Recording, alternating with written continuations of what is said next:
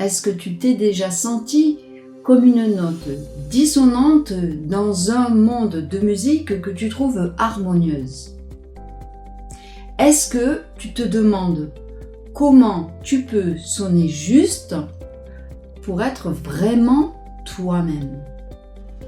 Dans cette vidéo, je vais te révéler comment faire sonner ta propre mélodie dans ton concert de vie. Alors ne rate pas ce voyage transformateur pour ton authenticité.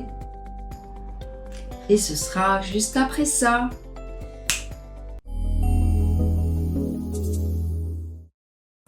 L'authenticité peut être définie comme une qualité, celle d'être vrai, d'être sincère. Donc cela implique d'être fidèle à soi-même, d'être fidèle à ses valeurs et à ses convictions, sans chercher à se conformer aux attentes et aux normes des autres.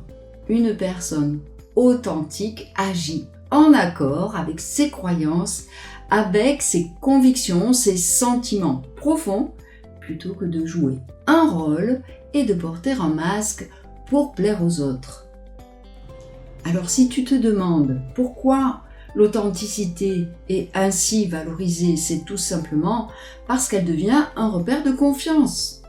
Elle amène à avoir des relations qui sont profondes, qui sont sincères, et le superficiel est balayé. Et puis elle octroie de la confiance en soi, donc du bien-être, un bien-être psychologique. Et elle va diminuer le stress et l'anxiété. Alors elle va ouvrir aussi la porte à la créativité puisque chacun a la possibilité d'exprimer exactement ce qui lui appartient, ses idées, ses concepts, sans copier forcément ce qui appartient aux voisins. Ne pas être soi-même, c'est-à-dire vivre en contradiction avec ses valeurs, avec ses croyances, avec ses sentiments authentiques. Et cela risque d'avoir de nombreux impacts négatifs sur la santé mentale. Alors, voici une analyse détaillée des risques et des conséquences que tu risques de trouver ou que tu rencontres déjà. Par exemple, tu te sens stressé et l'anxiété est accrue parce que le fait de toujours devoir jouer un rôle, porter un masque pour plaire, ça va jusqu'à te faire perdre ta propre identité. Tu te sens pas bien, le stress peut t'amener jusqu'à la dépression. Tu n'exprimes pas tes vrais sentiments, tes vrais besoins. Et cela va en plus pouvoir générer une faible estime de soi. Les individus qui se conforment constamment aux attentes des autres vont commencer à se sentir inadéquats et sans valeur propre. Et puis cela va amener à des relations superficielles. Les individus qui ne sont pas authentiques peuvent attirer des relations qui sont basées sur de fausses perceptions.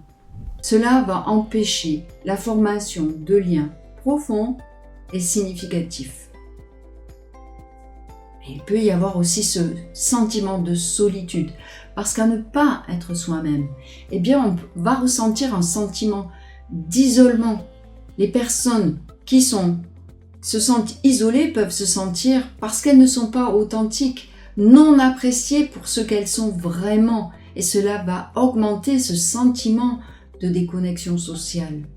Alors au niveau mental, il y a des impacts, comme par exemple un épuisement émotionnel, parce que ça va demander beaucoup d'énergie au niveau des émotions, du fait de se sentir incapable de faire face aux exigences de la vie au quotidien. Il y a également les risques psychosomatiques. Au niveau physique, ça va se révéler sous forme de maux de tête, de troubles du sommeil, de problèmes digestifs et bien d'autres symptômes. On pourrait parler aussi de compromis au niveau de la résilience mentale. Vivre en contradiction avec soi-même, eh bien ça peut réduire la capacité à faire face aux défis et aux adversités.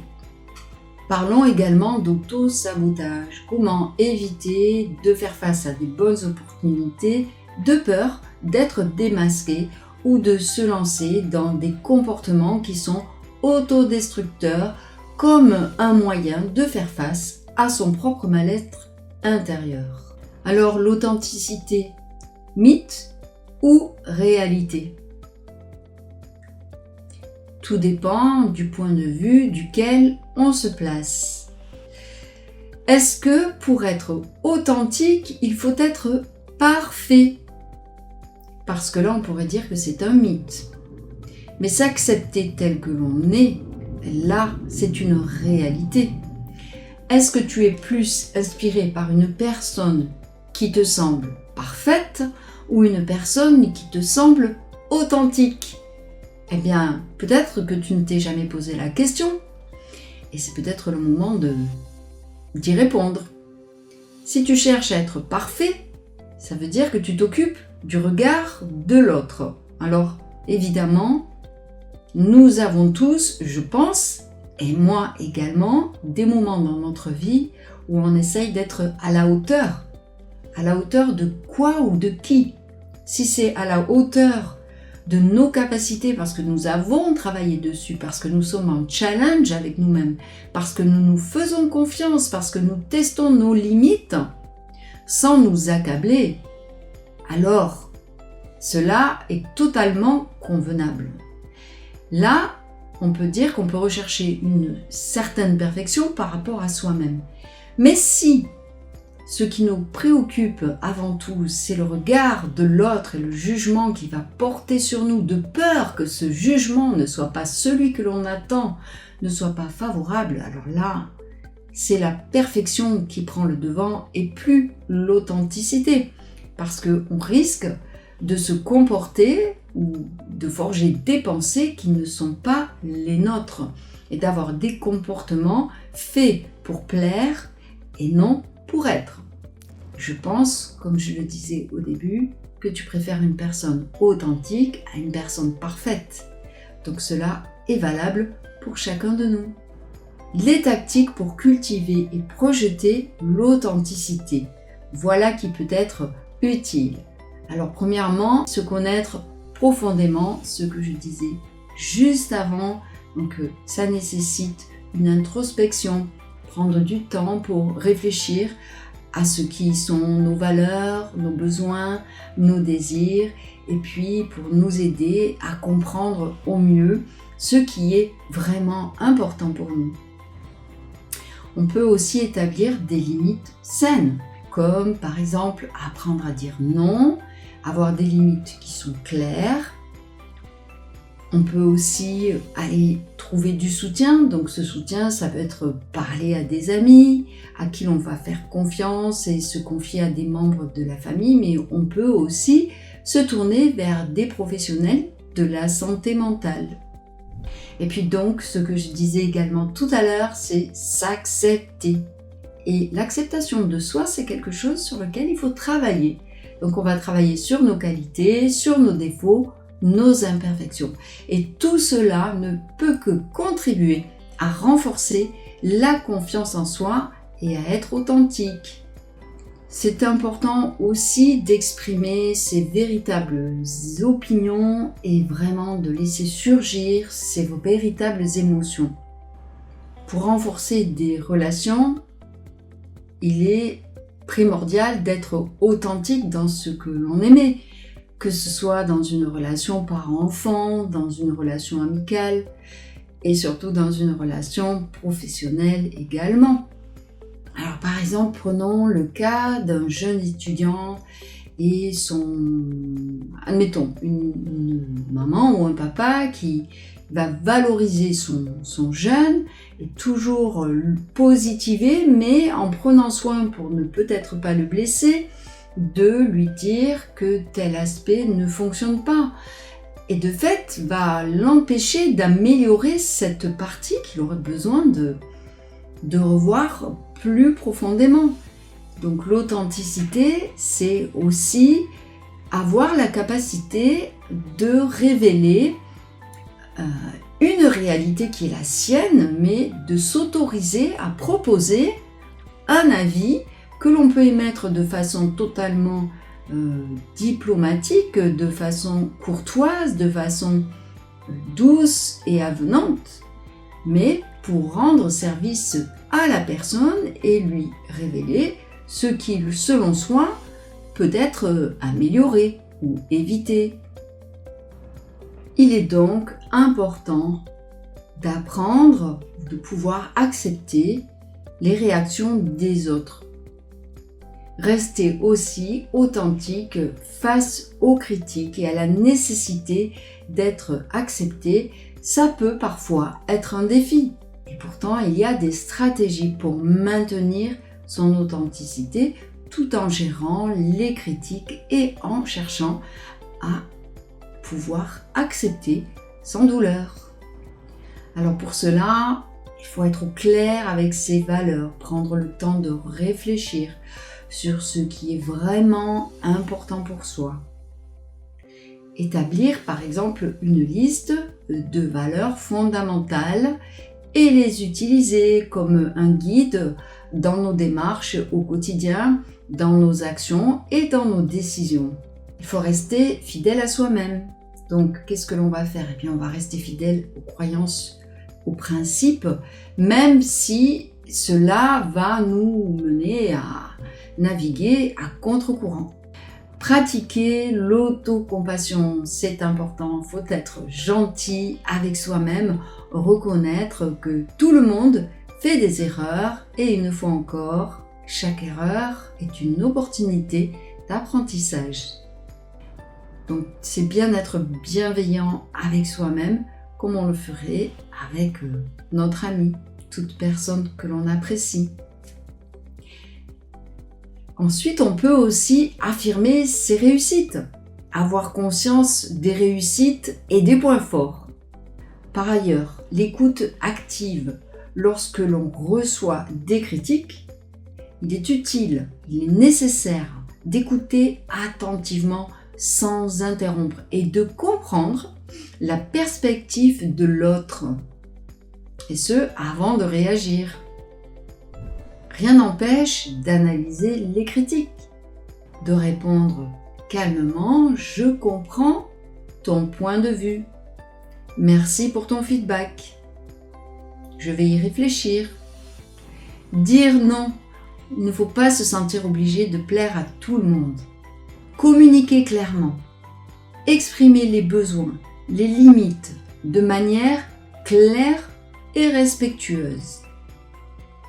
C'est ainsi que les autres peuvent respecter nos limites davantage si on les communique efficacement. S'entourer de personnes positives, une fois de plus, chercher du soutien professionnel, s'aider en ayant des actions comme la méditation, apprendre à rester centré, à gérer son stress, à faire face aux critiques. Utiliser la respiration consciente, faire des activités qui vont nous apporter du bien-être. Reconnaître aussi nos imperfections. Nous sommes des humains, nous sommes imparfaits et tant mieux. Se concentrer sur soi au niveau personnel plutôt que sur la perfection. Avoir un comportement authentique, par exemple en société, ça va être profond et significatif. Ça va permettre de renforcer les relations parce que ça va générer une confiance accrue. Les gens sont beaucoup plus enclins à se rapprocher des personnes qui sont authentiques. Je suppose que c'est ton cas également. Et puis, lorsque l'on est transparent dans les interactions, on suscite de la confiance. Les relations, de fait, vont être des relations plus vraies, plus sincères, qui vont même encourager les autres à en faire autant. Ça permet un leadership efficace. Alors, les leaders authentiques, ils sont souvent perçus comme très inspirants, très charismatiques. Leur capacité à être honnête et transparent crée un climat de confiance et encourage les autres à les suivre volontairement. La promotion du changement. Les individus qui sont authentiques sont souvent ceux qui vont oser défier les normes sociales et ils sont prêts à prendre des risques pour défendre ce en quoi ils croient véritablement. Donc c'est une réelle satisfaction personnelle qui permet d'être aligné avec ses propres valeurs, de mener à terme les réalisations que l'on se propose, des réalisations significatives, car en étant fidèle à soi-même, on est bien plus susceptible de poursuivre les objectifs que l'on s'est fixés. Que penses-tu de cela ? Vu la présence des IA dans de nombreux domaines, je pense que nous avons tout intérêt à être encore plus authentiques et de ne pas nous effacer au profit de l'intelligence artificielle. Je pense que nous avons plutôt intérêt à renforcer cette valeur authenticité car elle est empreinte, selon moi, d'émotions, de sensibilité, de passion. Alors, retenons qu'il est important d'être authentique et que cela ne demande pas d'être parfait. Que ne pas être authentique draine de gros désavantages comme la perte de confiance, la perte de l'estime de soi, le risque de renforcer le stress, de renforcer l'anxiété. Mais qu'au contraire, le devenir fait de nous des personnes inspirantes qui respirent l'assurance, la quiétude, la passion et l'optimisme. Donc cela va contribuer à renforcer les relations et à favoriser notre progression. Donc tout cela, c'est quoi ? C'est s'accorder l'importance que l'on mérite. Être authentique avec soi et être authentique avec les autres. Qu'est-ce que tu en penses ? Tu me le dis en commentaire ?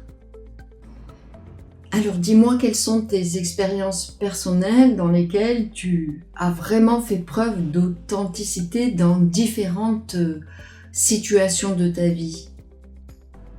Je te propose de partager ton histoire ou tes conseils avec nous dans le commentaire ou dans la communauté. Si cette vidéo t'a inspiré à embrasser ta véritable identité, eh bien, n'oublie pas de liker et de partager, de t'abonner pour plus de contenus qui vont t'aider à réfléchir et à progresser dans ta vie. Ton soutien m'aide à apporter plus de lumière et à aborder des sujets importants comme celui-ci. Je te donne rendez-vous dès la semaine prochaine et je te dis à bientôt.